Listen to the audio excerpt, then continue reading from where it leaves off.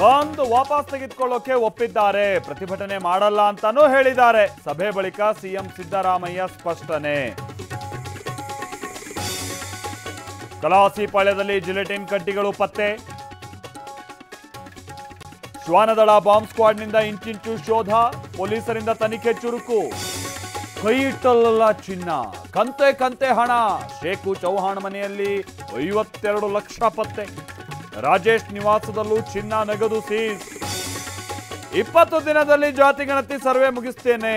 September 22ರಿಂದ ಸಮೀಕ್ಷೆ ಶುರುವಾಗುತ್ತೆ. TV9ಗೆ ಹಿಂದುಳಿದ ವರ್ಗದ ಆಯೋಗದ ಅಧ್ಯಕ್ಷ ಹೇಳಿಕೆ. ಕೊಪ್ಪಳದಲ್ಲಿ ಯೂರಿಯಾ ಕೃತಕ ಅಭಾವ. TV9 ವರದಿ ಬೆನ್ನಲ್ಲೇ ಜಿಲ್ಲೆಗೆ ಬಂತು ರಸಗೊಬ್ಬರ. ರೈತ ಸಂಪರ್ಕ ಕೇಂದ್ರದಲ್ಲಿ ಫುಲ್ ಕ್ಯೂ.